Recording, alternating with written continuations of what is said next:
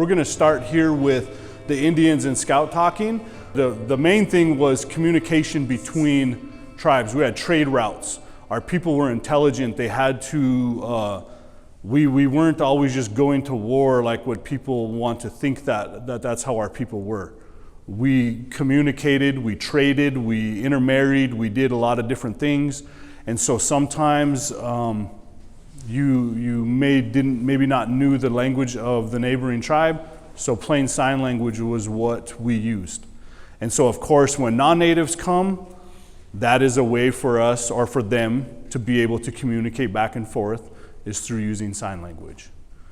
And so like I said, there were multiple reasons why we had sign language. And I don't know why, but it was just natural for our people to use hand expressions when telling stories and just adding emphasis onto things that they were talking about. So that's what I look at when I see this picture is, you know, the communication. And the other part of this is that whether it's sign language or spoken language, one thing that we have found is because one thing we deal with is our sovereignty and our treaty rights. And so one thing we did was, as Dakota people, we have multiple treaties that go back to the beginning of the 1800s. The 1851 was probably the biggest treaty that we had in Minnesota.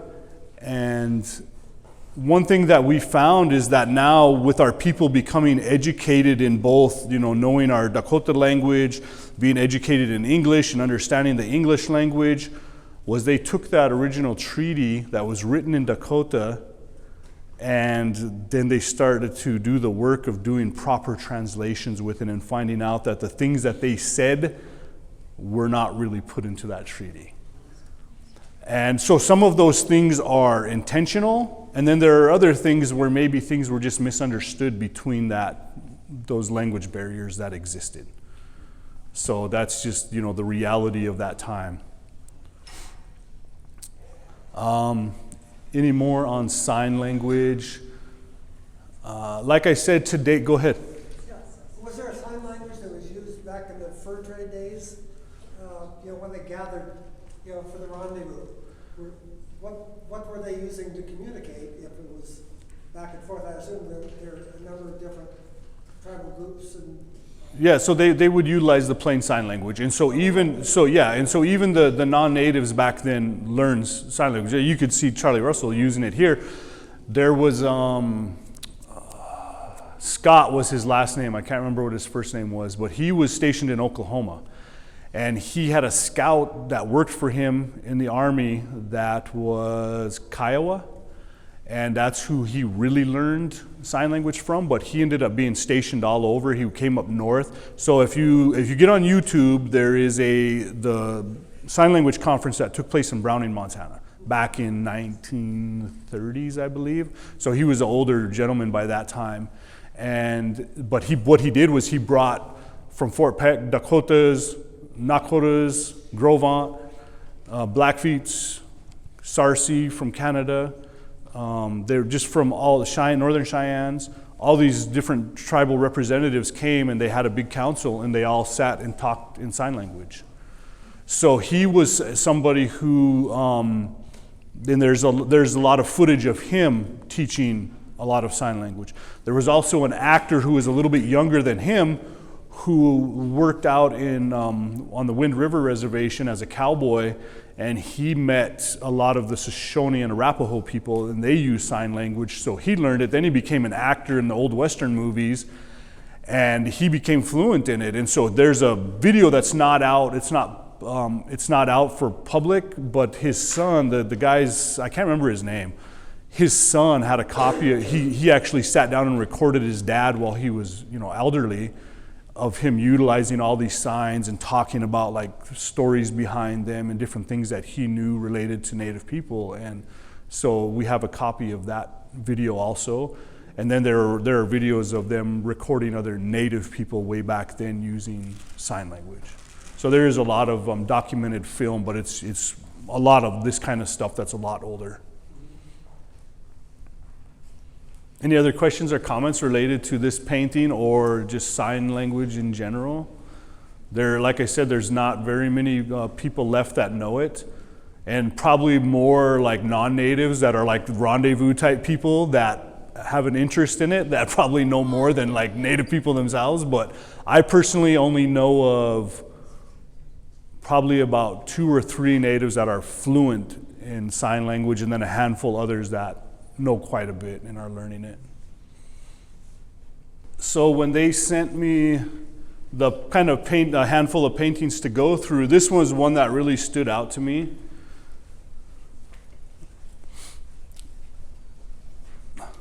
Mothers under the skin, and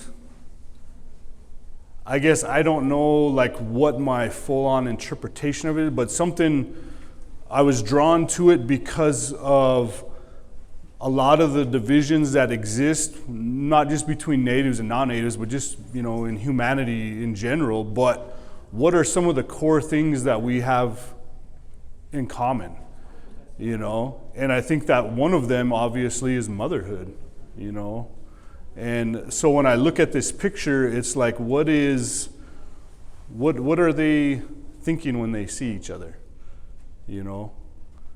And we know sometimes that we struggle maybe to have those connections or seeing the similarities, and then other times we're very good at being able to do that and to look past a lot of the differences, but knowing that, a mother loves and cares for her child, looking at the dogs, how do we treat our animals, all of that, the similarities that can exist within a society or within different societies, different demographics, different groups of people.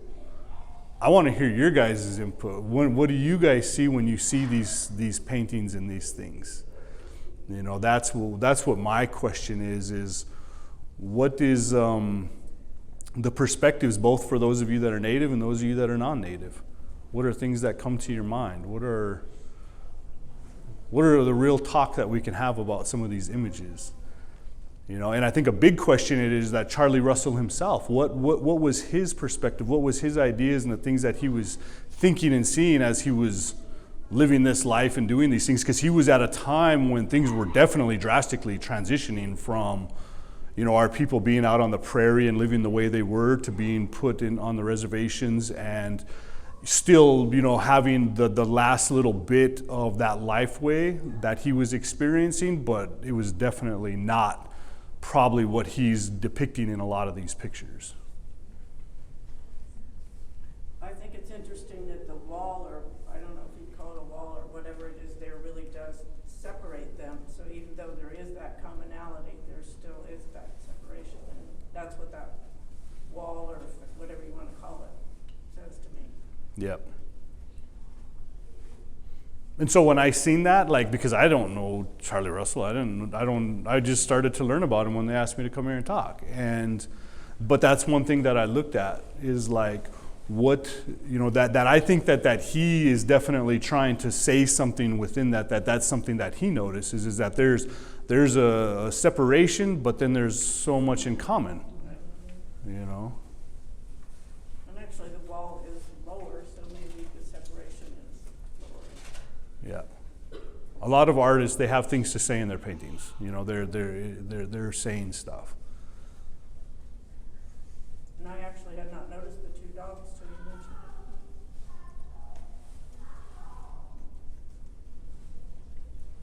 it. Any other thoughts, comments on it? Well, the white woman is reading the newspaper. It looks to me like the native person might be looking that way. I don't know. Yeah. Maybe she's not being seen. Yeah. She's not paying attention.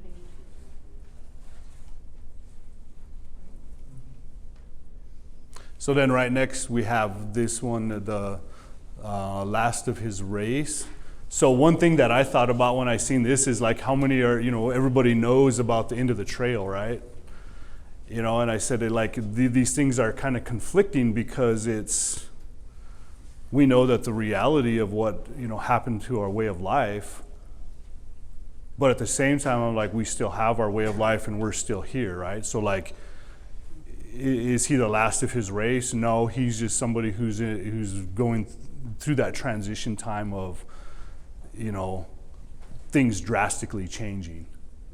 And so that's kind of, even though I get the point of what he's trying to depict in the painting, that's something that I think a lot of us natives today is something that we deal with, is our way of life being romanticized or kept in the past. Whereas obviously that's not the situation, that we're still here and we still have a lot of our traditional ways, our old ways that are intact, even though it may not be anything near what it was back then. So those are some of the things that I see when I look at some of these types of paintings. What's your guys' thoughts?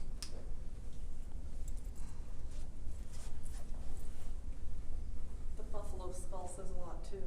Mm-hmm. Yeah, and I think that was very intentional of him putting that in there, But are buffalo still here?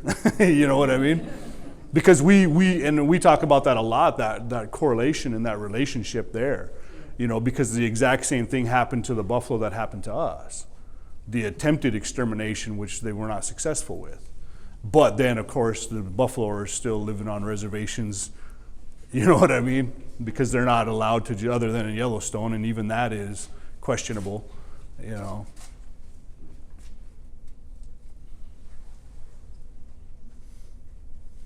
Any others? I always try to point out the smokestacks and the smoke in the background when we give tours, just because of the depictions that are in that. Yeah. Yeah, that's interesting. I never even noticed that until you just said it. Is that So there's the buffalo hunt. And Jeff was telling me that, like, that is what he's known for, is putting the buffalo hunt on horseback. And so, yeah, it's in the smokestacks there. That's interesting. I didn't even notice it.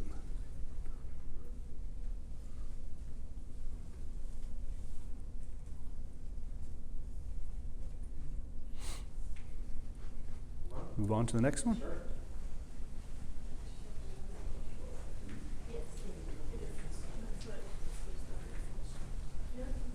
So this one is called the trading post. So this one, to me, when I look at this, it's there's a lot there that you could talk about. One was that a lot of our people back then, and of course a lot of it is just, speculation or my interpretation of it, but other oral things that we know that existed and happened. But when the Europeans come, the French, all of those that are, the French especially with the trading, that it definitely changed our way of life. No matter how you look at it, whether positive or negative, it changed our way of life. And there were things that were of convenience and that made things better. And then, of course, there were things that really interrupted our sovereignty and our self-sustainability when that happened. And we have oral stories.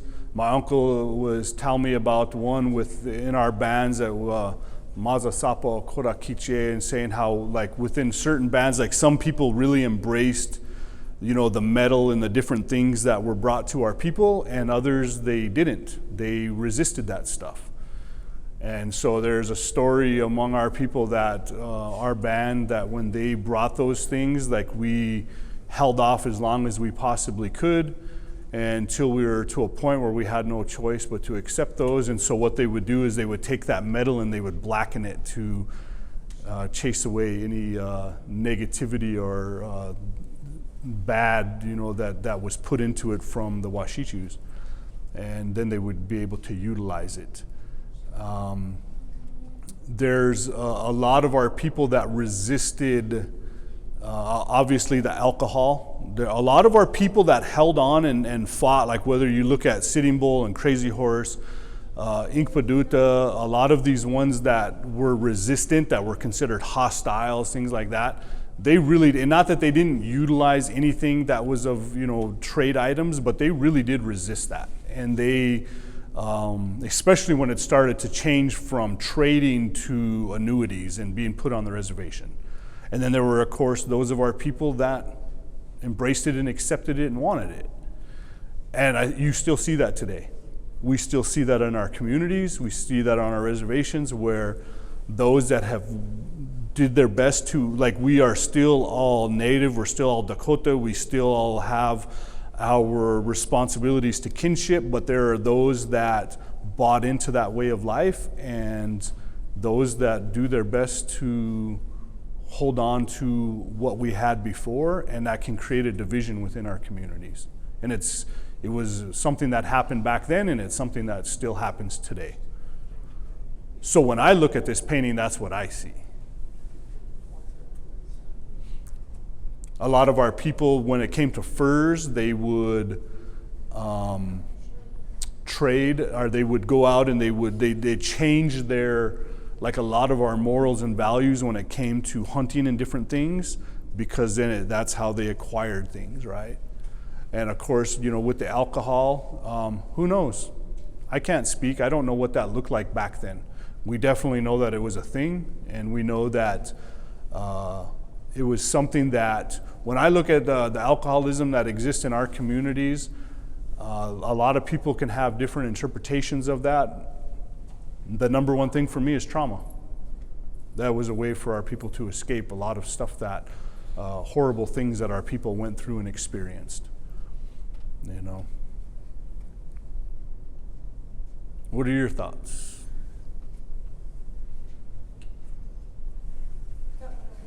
Yep.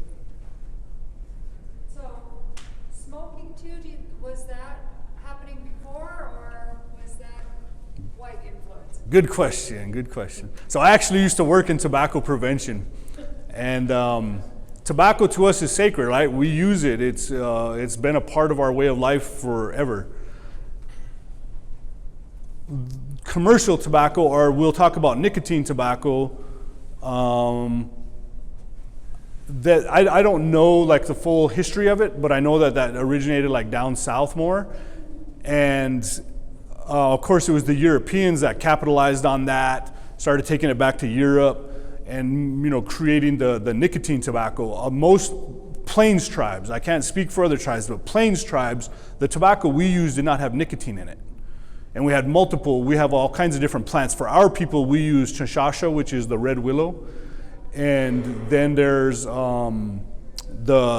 kinnikinick, or the bullberry, or whatever it is that they call it, that grows up in the mountains. There's a lot of different plants that our people use for smoking, like as in medicinal, and then also for ceremonial and offerings that we would leave, but they were not nicotine. So that definitely became a influence from the non-native. And then unfortunately today we still have high numbers of our people that smoke commercial tobacco. And so it's something that we have been fighting against for a long time, because we have to have a balance and understanding that like tobacco has a special place in our culture, but that commercial tobacco doesn't. But a lot of our people have been influenced, and so they just continue to use that and use it as a cultural practice, I guess, even though in my opinion we shouldn't be. The kindergarten, that's what this one's titled. And so for me, this was definitely one that stood out to me, and one that I definitely wanted to speak on.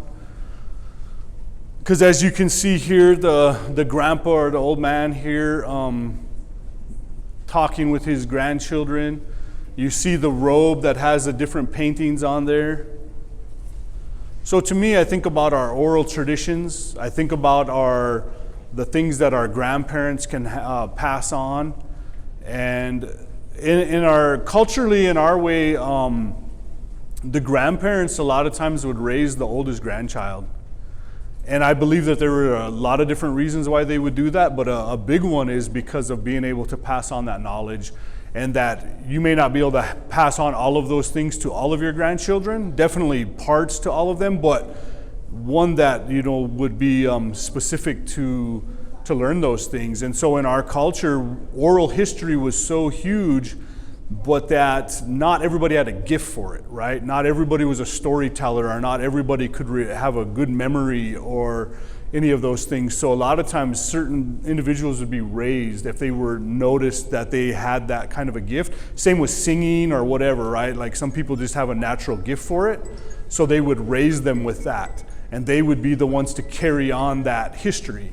And so we had what we called winter counts, and they would document history.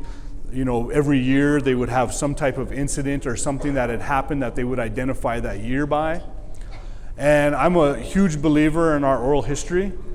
Our oral history has definitely, it is not the same as what it used to be or as strong as it used to be, but it is something that I have heard our elders tell stories that go, they say that like Dakota people originated in North Carolina. That's what a lot of like anthropologists and people believe.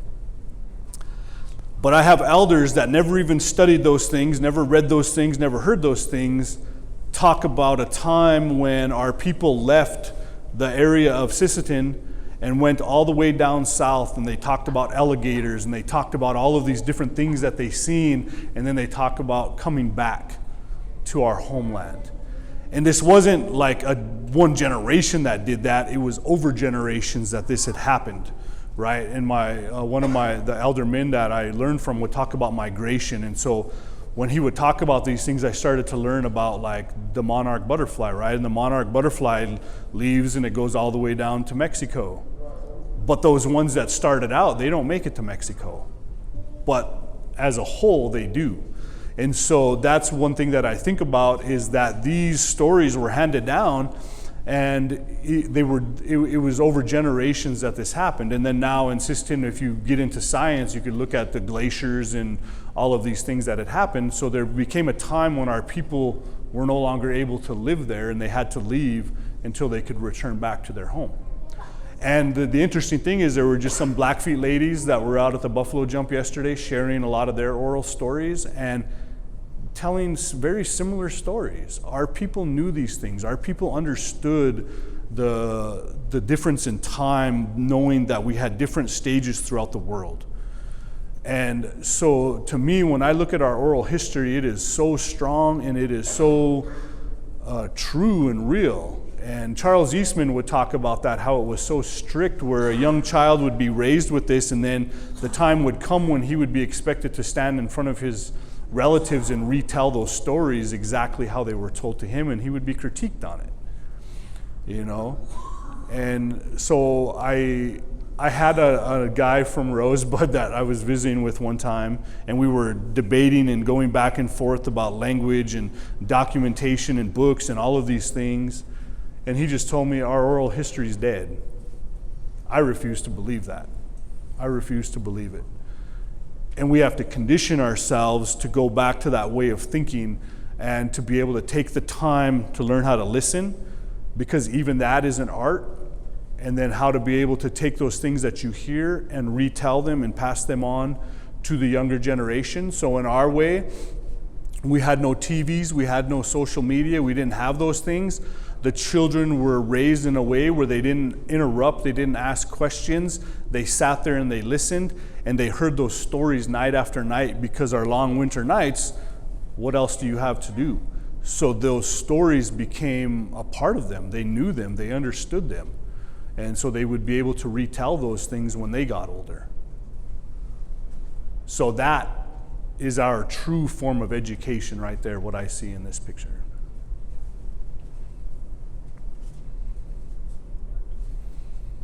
Thoughts, comments?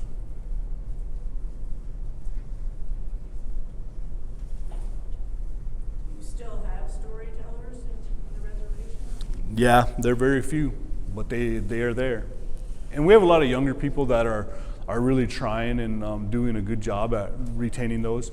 There's one that I really admire, Mary Louise Defender from Standing Rock. She's Dakota, and she has so many stories. That's what she does. She's a storyteller, you know. And then most of our elders that I worked with, they told stories, but they would say, I'm not a storyteller. It's not my gift. I don't get all animated in telling my stories, but they knew them well enough to tell them. Yeah. So you think that painting is a realistic depiction Oh yeah, definitely, definitely. And for us, we only told our stories in the wintertime. Yep. No, it was definitely a nightly thing that would happen. One of the Kunshi that taught me the language, she would say how when she was little, like they would have, if somebody was a known storyteller, they would invite them over and they would come stay with them because they didn't, cars were rare back then. So they would have to travel and they would come and they would stay for like a week. And some of these stories took a week to tell because they were in sync with all these other stories that would line up, whether they're creation stories or just our trickster stories and things like that. But yeah, she said that they would invite a storyteller to come and then they would stay for days on end and share stories every night. What advice would you give to non-native peoples on how to help when it comes to helping you with your culture and preserving languages in that type of situation? Is there anything you would advise us to do to help, or is there stay? I think number one is allowing Native people to have their space, whether they're kids or adults, to have their space. That is number one and foremost, and understanding that there is a lot of differences that exist between the communities, and that I think that sometimes there's so you have people that are like I believe it's a small percentage of people that might be like what you would maybe call racist or whatever. You have people that are allies. You have people that are like just there and they just don't know what to do or what to think. But even with the allies and stuff, a lot of times you see like a savior type of complex that can go on, because they might look around, specifically like Great Falls, or if they were to go to any of the reservations, they might see more of the negative side of some of this stuff. But understanding that like a lot of our young people are extremely intelligent and that they know things, and so the best thing that you can do, even as Native people, like when I work with kids and I mentor kids, I had a mentor tell me this. He says, don't you ever think that you're going to save them. Don't you ever go in with a mentality like that. He goes, what you do, he goes, because in reality, those kids are going to teach you more about yourself than you're ever going to be able to teach those kids about themselves. And I really, that is 100% true in my experience. And because he would say, like, kids are a reflection of us. When you go into a room full of kids, like he goes, they already have this intuition and they already know like what you know and what you don't know. And they're going to feed off of that, right? So it's important for you to like just center yourself and to be real and to go in there and kind of be on their level with them. And I think really encouraging them to embrace who they are. And that's going to look different for different people. It really is, because you have kids that are brought up knowing their culture. You have others that have no clue whatsoever. You have ones that are adopted. You have ones that are, so there's just no like cookie cutter answer to that. But I think the most important thing is that they're humans. They're humans, and that they have their emotions and their feelings and their experiences, and those are real regardless of what that is, whether they came from the res, whether they're born and raised right here in Great Falls. Maybe they go back and forth. Who knows? But I think that the most important thing is that we really have been conditioned to think that we have to force education, that we have to force this certain way of living, and I call BS on that. I think that we need to start to think outside the box. We need to start embracing other ideas and understanding that a lot of our cultural knowledge is really should be at the forefront of when it comes to our young people, and that the society's form of education can come in second. That's what I believe.